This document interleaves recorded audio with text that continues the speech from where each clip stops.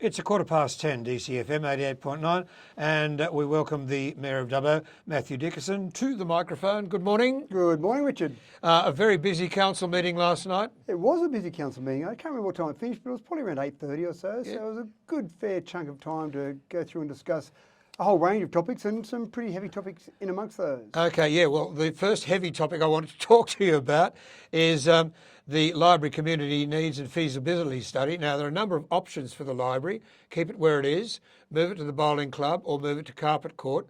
I understand in the committee meeting that option B, which was carpet court, was brought back to council last night. And I also understand that you've got some other dealings for the carpet court building. Please explain. So we didn't talk about the library specifically last night. That was discussed at the committee meetings and that was ratified at the council meeting last night. So essentially, yes, there are some options there for the library. Potentially we might redevelop that site. That might be a development site in the CBD and then move the library somewhere else. One of the initial problems with the carpet court, the old carpet court site, is the floor space wasn't enough for the library, but we did talk about the option of going two-storey, so having a two-storey library. Well, why didn't you go with the option of knocking it down and putting up a completely new building? Well, that certainly it would be probably what you'd do if you went two-storey, because the actual floor space there isn't enough for what we need. Nowhere near enough for a library. I would have thought, and I've mentioned to council and councillors before in public forum, that you knock it down and put something nice there, because that is an ugly building beside a beautiful building. It's the council of pack of Philistines. If they keep that carpet court building at the moment, it looks ugly. So again, and enlighten the whole area, make it really spectacular for Dubbo. Yeah, but that dreadful building, it's got to go. That's certainly one of the options there. So the three options essentially. Good. One is the bowling club, the old bowling club near the Western Plains Cultural Centre. One is the carpet court, and one is the existing site, obviously doing a refurb there. So essentially look at the options there, what's the best place to put the library, and then the best use of the land where the library might be at the moment. Again, keep it as a library or have a developer come along and develop that into a commercial site in the CBD of Dubbo. Yeah, I understand that, and I've got no argument of whether it goes to the bowling club site, as long as it doesn't go to that dreadful bowling club building. And I mean, come on, let's look at Dubbo, and you've got this beautiful theatre with the park is reflected in the glass, and that building beside it, really and truly. Anyway, we'll get away from that. Tony Kelly, what's happening there? So that's been a long, drawn-out process. Indeed it has. Initially, council wanted to rename Victoria Park, number 1 Oval, the Tony Kelly Oval. That was going back a couple of years. They sent that information through to the Geographical Names Board. The Geo Names Board went out for public consultation, and of 60 submissions that came back, the majority said, no, we don't want to name Vic Park, number 1 Oval, to anything else. We like the name Vic Park, number 1 Oval. We don't want to rename it Tony Kelly Oval. So it doesn't matter about the community, it's what they say. Well, no, they took it on the fact that the community in the majority of submissions said they don't want to rename it to Tony Kelly Oval. But interestingly, the Geo Names Board came back to council and said, you can't name the Oval because we took notice of the submissions, but the reserve, which basically is the Oval, you can rename the reserve from its current name, which is DP 5725389, a name that no one knows. You can rename that to the Tony Kelly Reserve. And councillors felt a little bit uncomfortable with that because it almost felt like the community said no to Tony Kelly Oval, but the Tony Kelly Reserve, which is essentially the same parcel of land, then renamed that, and the Geo Names Board said no public consultation required. So councillors were really uncomfortable with that, and it felt like almost a bit of a backdoor way of actually doing what council wanted to do in the first place and ignoring the community. The other option was the pavilion that's down there, naming that. The same as we've got, for example, the Bruce Needs grandstand at number 1 Oval. There's no grandstand of that sort of stature at number 1 Oval. Sorry, Bruce Needs grandstand at Apex Oval. Yep. There's no grandstand of that stature at number 1 Oval, but there's a pavilion there. And so the idea of renaming that, or naming that, it's got no name at the moment, the Tony Kelly Pavilion, was discussed. So in the end, that's the way councillors went, but with an important proviso that we'll suggest we name the pavilion the Tony Kelly Pavilion, but we'll go out to public consultation for the pavilion and then make a final decision once we've got public consultation. Good. Something needs to be done though. We need to recognise Tony because he's a fantastic bloke. And that was the general agreement of councillors, but again, because there'd been such strong opposition against the Tony Kelly Oval, wanted to make sure that we got the community on board as well. advertising on the LH Ford Bridge. I hope that is not going ahead. There's enough bloody signs in this town already without any more. That's a tricky one because we No, don't. it's not tricky to say no. Well, we don't own the poles across the LH Ford Bridge. They're owned by another authority. Here we go, yeah. So essentially, if we just want to go and stick up some flags, well, we've got to get permission, but we've also got to get permission from RMS because they don't like distractions on highways. So one of the councillors, Councillor Chowdhury, wanted to bring forward that idea for some advertising there. And we've done it before on special occasions when there's been events on there. So the staff will go and investigate that with RMS, investigate that with the owners of the flagpoles, and then bring something back to council to say whether we can do it or can't.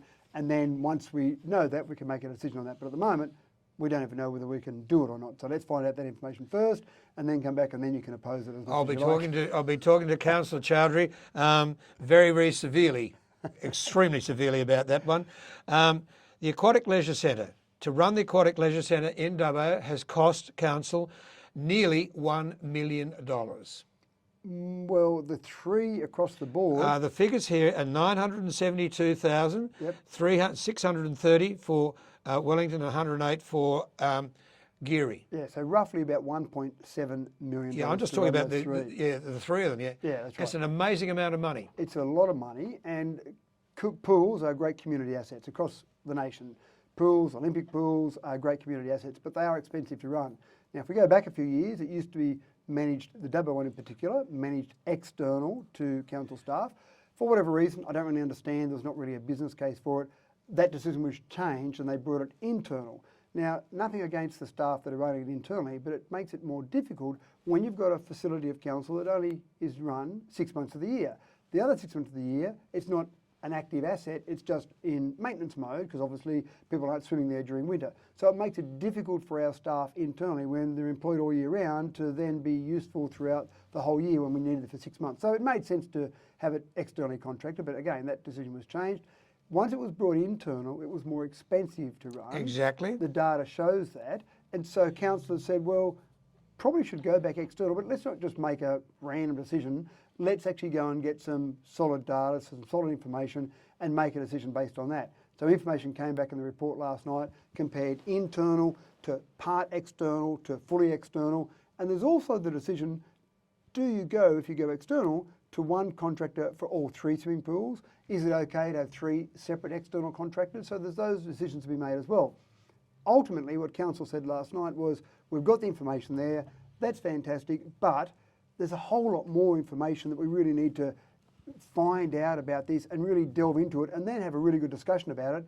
And council meetings are great places to make final decisions, but to go through all that process, you just don't have the time or the flexibility at a council meeting to have that rigorous debate. So we voted last night to go to a workshop, to discuss it in depth and then bring it back to council to finally make a final decision. I agree with that, but I also know that I've looked at the salary scales and so on and so forth, and quite frankly to me it says you go external, it's cheaper.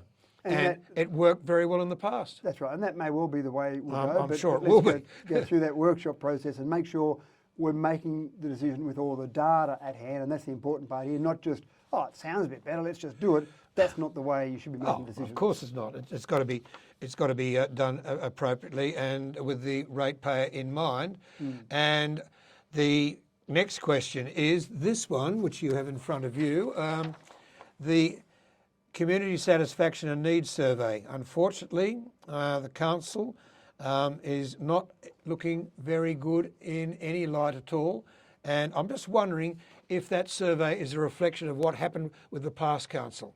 So that survey was done in February this year. That's right, yep. Keep in mind that this current group of councillors was elected or officially elected on the 22nd of December last year. So when that survey was run, the new group of councillors had been in office, in inverted commas, for about 6 weeks, part of that being Christmas obviously. So when that survey went out, the people that responded to that survey or answered the questions, they were asked specifically, in the last 12 to 18 months, please answer this question. So it was always looking back at the last 12 to 18 months. So the councillors, the report on the councillors didn't sound very positive in that survey, and that's understandable because the last 12 to 18 months from a councillor perspective, if you look at February this year, going back, say, the last 12 to 18 months before that, it wasn't, councillors weren't covering themselves in glory, put it that way. So it's not surprising that results weren't very positive, but there were other parts in there as well. And so councillors didn't just say, oh, well, the results of that survey were very negative, but it was the other groups who will ignore it. Councillors were actually very good, where they said, yes, there's some information there that doesn't say that council has been doing things in a fantastic way.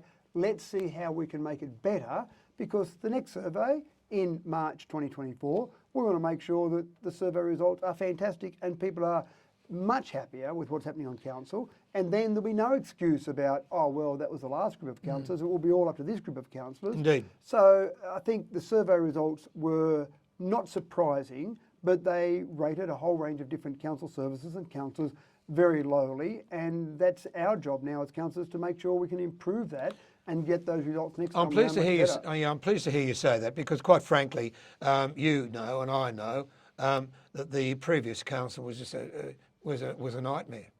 It was run from the top and run badly by both a general manager and the mayor. It was a shambles. And again, you've heard me say before, I don't want to dwell on the past. This survey does look at the past, Yep. but our job is to make it better in the future. Agreed. So I do really like surveys, and I like looking at information on surveys, and councillors have read through that. We've actually had a workshop on that as well, about that survey, to look at those results in depth. What do we need to change? How can we make it better? How can we improve what we deliver for the community? Because again, we like to look at that survey and take notice of that information. So March 2024, the next one, if we do a good job, Richard, and I think we will do a very good job, then those survey results will be dramatically better. I think you would. And I've just got to say at this stage that in the livability area, and I hate these new terms, but anyway, the livability area, satisfaction was quite evident for the use of the theatre. There is concern, again, we've mentioned this already, from people about the management of the swimming pools and also the management of the river. And I think if councillors start working on that, plus the roads, yep, you might have a decent survey in 2024. That's right. Is And that going to be roads- before the election or after the election? Before. So the next election is September 2024. That's what I thought so, yeah. Okay. Land for the Rural Fire Service. Oh, this is one of those classic cost-shifting exercises. Yeah. The state government... I can see the look on your face, and as soon as I brought it up, I can see the frown come across your face. It just seems to make no sense at all. The state government says rural fire service cannot own land. So they say to councils, and this isn't just us, this is councils across the state, they say to council, here's a parcel of land the rural fire service would like to use. Can you go and buy it? Then we'll pay you back the money for it. So there's no supposed cost to council, but then it's a council asset that then the rural fire service goes and builds physical assets on, a shed, that type of thing, but it's on our books as an asset. And then going forward, long-term maintenance, is the rural fire service going to maintain that building? Is it something that we've got to take account of? It's just extra admin, extra work for council. And the only reason we have it there is because the state government, for whatever reason, says rural fire service can't own property. Well, change that and let them own property. Why don't you trust them to own property? It just doesn't make sense at all. But it is a classic case of cost shifting. Let the state government own those properties rather than council own those properties. It just, anyway. So we've gone through, we'll recommend we go and purchase that property. We'll purchase it, and the rural fire service will go and build an asset on there. Fair enough. We're running out of time. It's 10:28 DCFM 88.9. My guest this morning, Mayor of Dubbo, Councillor Dickerson. I've got to ask you this particular question. The maintenance of nature strips and lawns. You're smiling. Why? It's been a very interesting issue. Oh, that's a good way of putting it. That's very political. Come on, let's have an answer. Have that discussion with the community. It's always been the practice in the old Dubbo City Council days that nature strips were not maintained by council. There literally is not enough money in the budget for us to go and maintain all the nature strips. Wellington was the same in general, but I don't think they had a hard policy on it. And so what happened in general, it seemed to be that there was some ad hoc maintenance of some nature strips done here and there, and it made it difficult for our staff when they get inquiries from someone and they'd say, can you come and mow at the front, it's a bit long, and our staff would then say, well, I'm sorry, that's not our responsibility. Oh, well, it used to be done, or Jimmy used to come around and do it for me. So the idea here was really just to formalise that process. So the policy was in place. It's the same policy we've had there forever, but we put it out on public display and said, here's the current policy, give us your feedback. If you really want nature strips maintained, then you've probably got to be happy with a 5% rate rise just for the maintenance of nature strips. So that was the question to the community. The community came back in general and said, we're happy with that. We've always taken care of our nature strips. Oh, hold on, my next door neighbour's a bit elderly. They can't maintain their nature strip. What are you going to do about that? So there were some questions like that. Yep. Disabled people as well. The disabled people as well, that's right. And so really the bottom line is that we don't have the money to do it. And I suppose I'd appeal to the community, if you do have someone nearby, elderly, disabled, hasn't got a lawnmower or whatever, can you just help them out and help out those neighbours, because it's just too expensive for council to go around and maintain all those nature strips. You can imagine the amount of work for a very small parcel of grass. And when you're mowing your own lawn, it's not much extra to go and do that, for example. And some people change what they do. Some people, I've seen people in streets around near where I live where they might have turned it into crushed granite, for example, or they might have put in some fake grass. So people do different things with those parts of their property, or not their property, but out the front of their property. So it doesn't have to be grass. There are other ways you can treat that. But again, yes, it is, when I say their responsibility, we don't have the money to do it, so it's either let it grow wild or please take care of it. All right, you've got a special council meeting on Monday at lunchtime, and that's a budget council meeting. Are we going to see the 2.13 come through, or are we going to keep rates at what the state government organised, which is 0.8 or something or other? So you know that I cannot say what the decision will be, because it will be a vote of council. So there'll be 10 councillors and they'll vote, and whatever the vote is what the vote is. The decision will be, they could say, we're not going to put rates up at all. 0% rate rise, no rate rise at all, and we'll just keep the rates the same as they are. 0.7% was what the initial rate pegging amount was, but once IPART realised that when inflation's at 5.1%, 0.7% was pretty tough, they allowed us to ask for a higher rate variation, which was 2.3%. So they gave us permission to go to 2.3. So councillors on Monday could say 2.3% or 0.7% or 0, or anywhere in amongst all of that. Okay, I thought it was 2.13, it's 2.3%. 2.3% on our rates. How much revenue extra would that give council? So two answers to that question. One is $642,000 extra, which we've earmarked to go straight into roads, to help repair roads. For the average ratepayer, it's $26 a year, or 50 cents a week roughly. So essentially for 50 cents a week, for the average ratepayer, and that's taking just the average rates. Obviously, if you've got higher rates, it'll be more, it's 2.3%. Lower rates, it'll be lower. For 50 cents a week, we'll have that extra $642,000. And people say to me every single day, please fix the roads, and they'll tell me about examples of roads. You'll give me examples of roads. I know there are different roads around the whole area where people try Wellers Lane and Sheraton Road.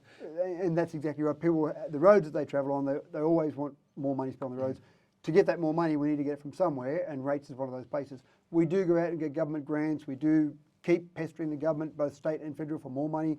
And as an example, Boundary Road, that was largely paid for by the state government. Yeah. So there are examples where we have gotten money from grants, from other levels of government, but ultimately we need to generate as much money as we can locally as well to try and repair those roads. Finally, you're putting some sort of company into the Carpet Court building, that dreadful Carpet Court building, that ugly building that is right beside our beautiful theatre.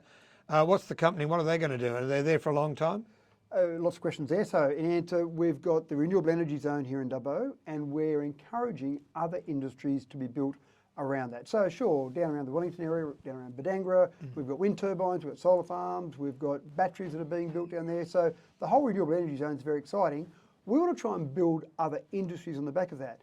There's a not-for-profit organisation that's operating out of Canberra at the moment that essentially reuses, not recycles, reuses solar panels. They test them and then put them into other installations. So for example, Dubbo, highest per capita rate of rooftop solar in the nation. A couple of years ago we've been overtaken now. Yes, we have been, yeah. Yes, but highest across there. So lots of people have got solar panels and they've had them for a long time. Sometimes people might have a 3 kilowatt system or a 5 kilowatt system. Solar panels are getting better all the time. So sometimes people might replace those solar panels with newer, more modern, better solar panels. But then the old ones, what do you do with those? You don't want to throw them in landfill. But they can still be used. They're still working, and they can be used where people might have a large amount of land where they don't care so much about a small space like a rooftop solar. This particular company, not-for-profit organisation, does that. They do the testing of the solar panels and then get those out there to the general community to reuse those.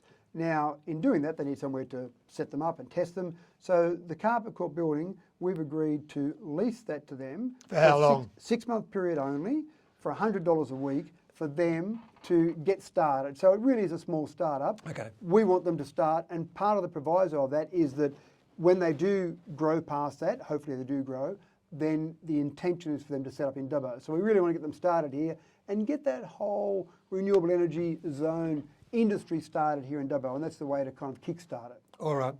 Good talking with you. Thank you very much for all the information.